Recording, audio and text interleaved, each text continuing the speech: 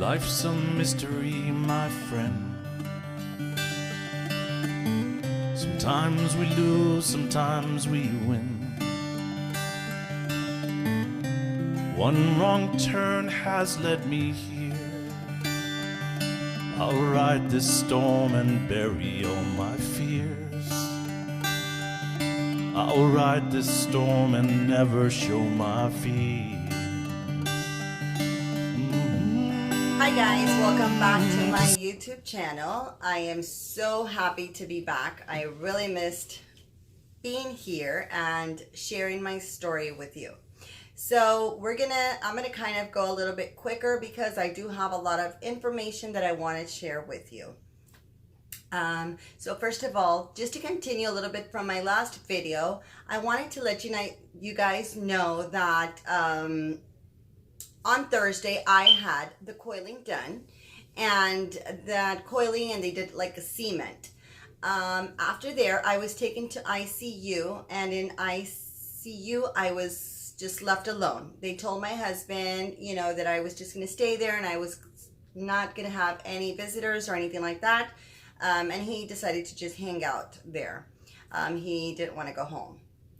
Well, good thing, because while he was there, he was telling me that the doctor, he got a phone call from the doctor, and the doctor told him that there was a problem. I had a lot of pressure in my head, and that was not good.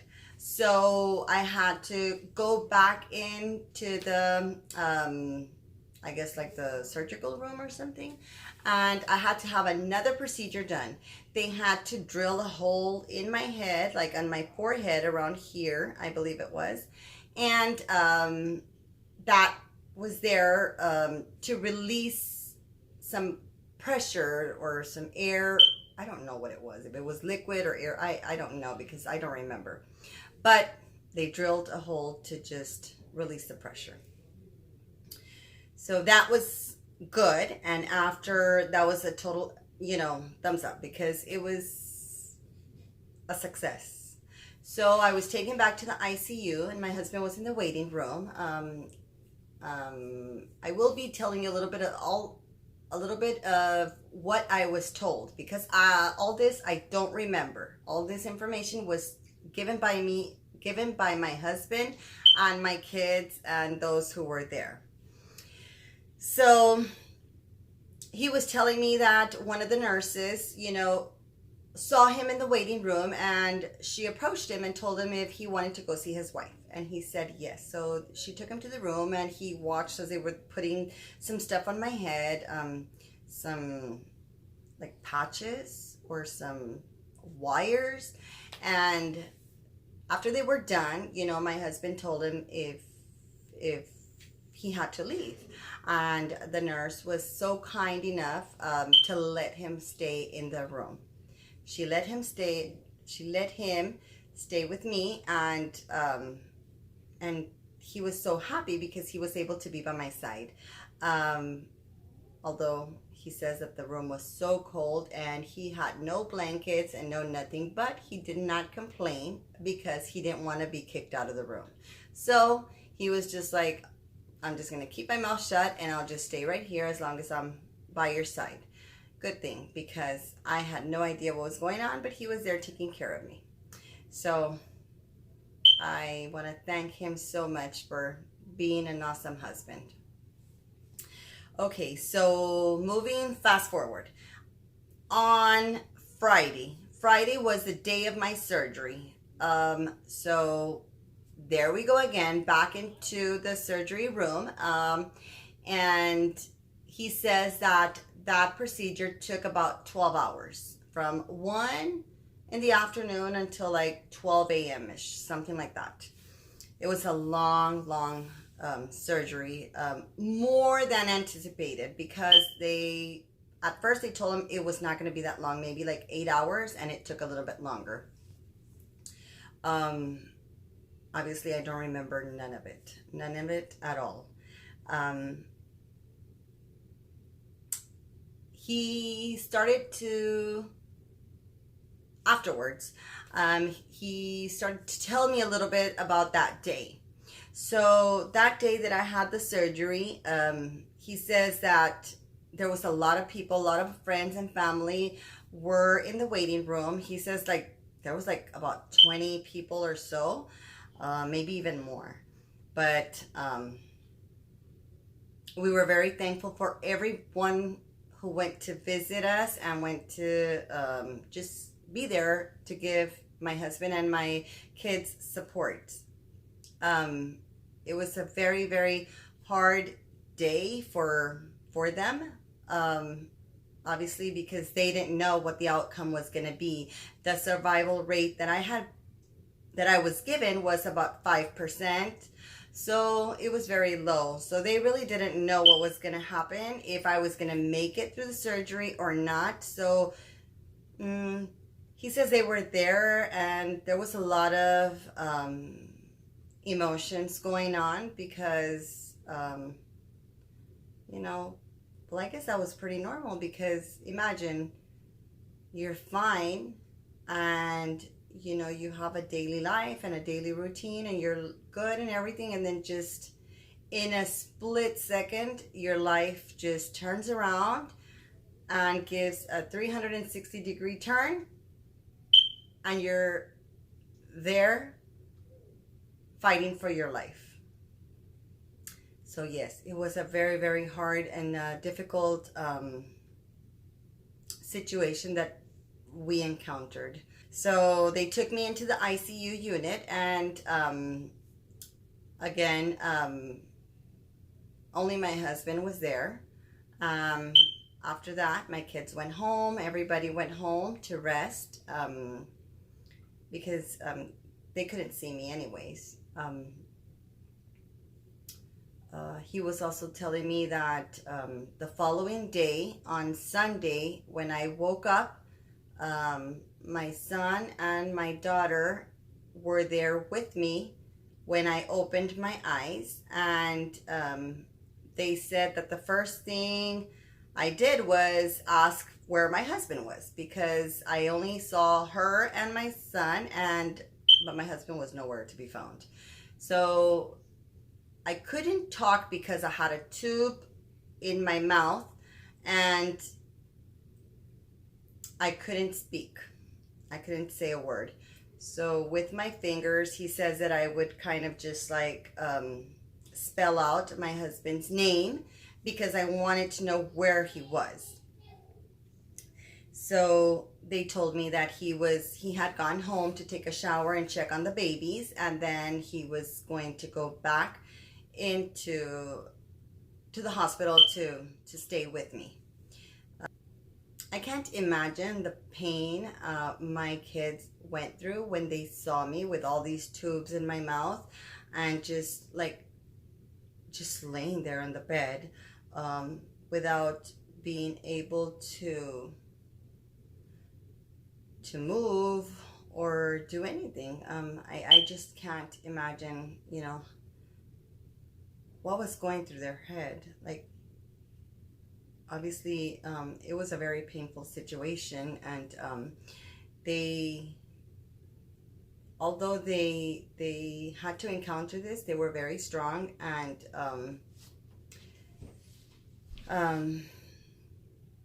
never showed any fear or anything. You know, they were good. So my husband came into the room afterwards, and I don't remember nothing afterwards. Nada.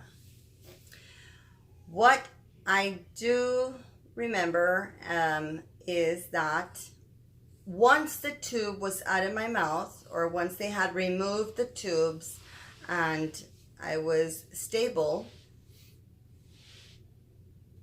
I don't know if it was just that I was starving or that I was very hungry, obviously. But he says that I started asking for food, that I wanted, in Spanish, I'm going to say this, chicharrones with guacamole. And oh my God, that is just so delicious. This is it's like an appetizer dish that Mauricio, my husband's friend and co-worker, does, and it's just amazingly delicious. And I want to say thank you to Mauricio and Isabel for taking that guacamole with chicharrones. That's avocado with pork cracklings, just mixed together. Oh my God, you guys need to try it because it's just amazing.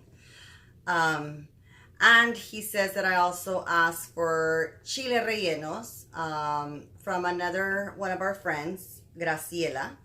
And chile rellenos are just stuffed poblano peppers. And they just stuff them with like cheese and ground beef. And oh my God, it's so good. It's so, so delicious. I don't know if I was able to eat none of this because obviously I had just woken up. I had a tube in my mouth. I mean, these were, one of them was a spicy dish. The other one was a little bit spicy, but I don't even know if I ate them. I don't know, but they took it. Thank you. Gracias, Graciela and Chilas, for taking me those delicious, delicious meals. Okay, so I also want to give a very, very big thank you to Flower. Flower, she's gonna make me cry.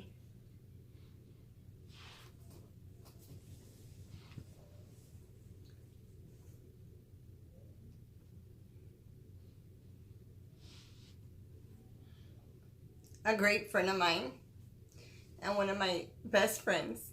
She was there the whole time, helping my husband. They would alternate, like, to take care of me. And I'm very emotional right now because I haven't talked to her. So, yeah, it's something that has affected me, but I wanted to thank her for always being there and taking care of me while my husband had to go to work. She was always there. She would take me things. She would take me these drawing coloring books that helped me, you know, with my motions and everything. She was just an amazing person, and I will forever, ever, ever be grateful to you for always being there and helping me and just giving me that support that I needed. I do want to thank you very much, and I miss you. How's your second day of therapy? How did you improve today? What did you do? I was very tired. You were crashing into everything in your... I was crashing with the wheelchair everywhere. But I tried my best. And you count money. Yeah, like a baby. Okay.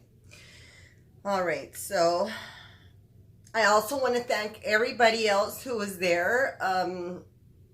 My son, my daughter, Jonathan, Ricardo, Graciela, Chilango, Juan Carlos, Paola,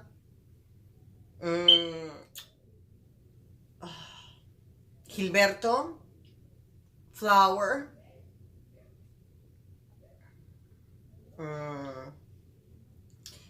Richard, and many more. Those are like, I can just remember like those. My mom, of course, you know, unconditional support. She was home all the time taking care of my twins. My twins were 6 months old, and obviously I was unable to take care of them, so she was the one who was there taking care of them. So obviously without her, my babies, I don't know what would have happened, but she took care of them. Also with my daughter Daniela and Joanna. My son Dago and Brianna were always with me at the hospital, and they would go to work and then just go see me, check on the babies. You know, that was our life for a long period of time. I was in the hospital like for a month. So yeah, that was a really, really, really rough month. So I spent my 4th of July in the hospital as well. And once they did that, when it was time for me to get up from the bed, that's when I realized that something was not right. My right side was very weak. I didn't have any, my leg was not responding and my arm was not responding to what I was thinking or what I wanted to do. Like if I wanted to walk, like my leg didn't respond. Like I knew that I had to move it, but it wouldn't move. And also with my hand, you know, like to eat, you know, I didn't have much of the movement to grab the spoon or anything because, actually no. Flower gave me spoons. And I was like, okay, so what do I do with this? I didn't know. I mean, I didn't know how to use it. I didn't know what it was. So that's where I was like, okay, there's something wrong. How funny. I knew everybody, but a lot of my memory was gone. Short-term memory was completely gone. What happened? And my cognitive skills were gone, somewhat gone. I didn't know how to do a lot of stuff. So life throws me another huge rock and I was like, this is not gonna bring me down. I am going to fight this and I'm going to do this. I have to do this. Why? Because I have a family and I have kids and I don't want them to stay without a functional mom. So I did everything in my power to be as functional as I could. I did it for them. I had to. I didn't have a choice. I had to do it. I refused to stay in the bed and I refused to stay in a walker and I refused to stay in a wheelchair.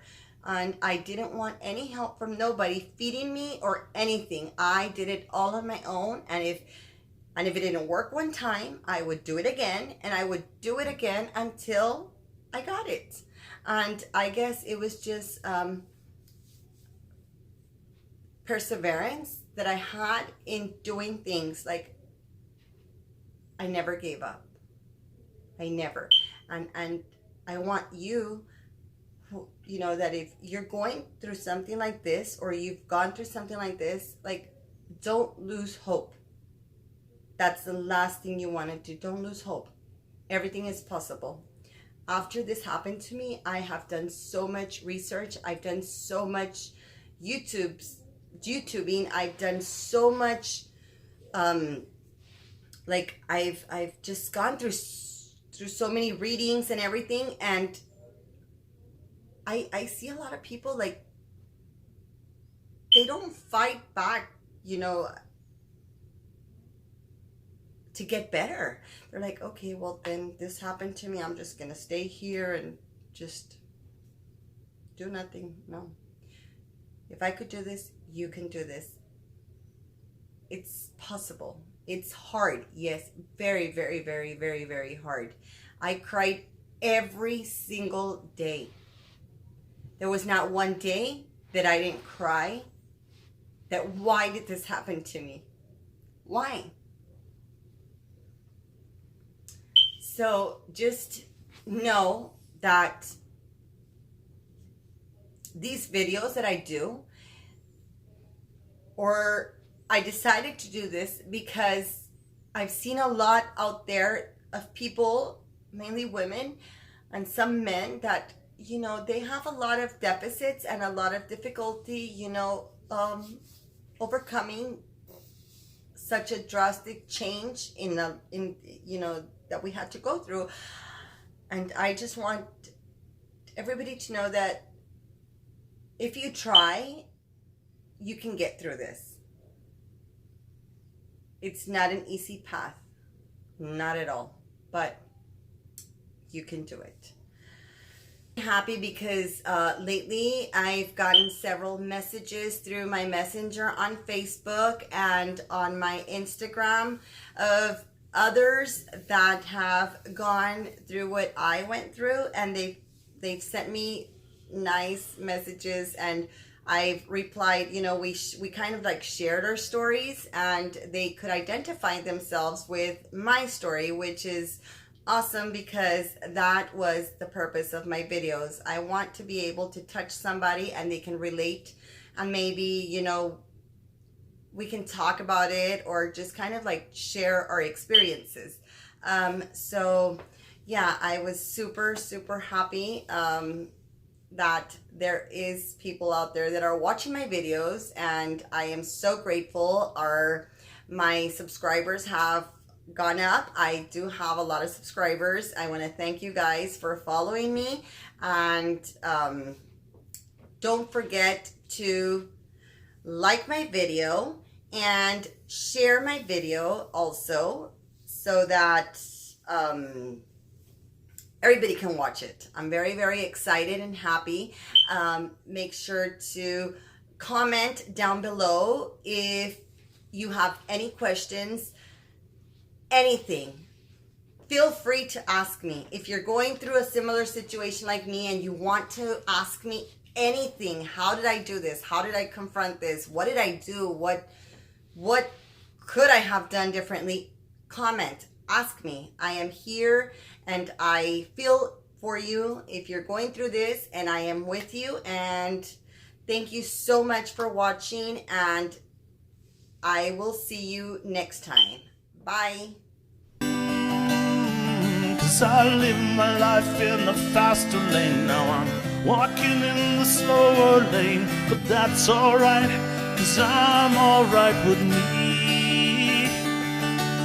I miss the life I used to live, but I have so much more to give, and I just wish everyone could see.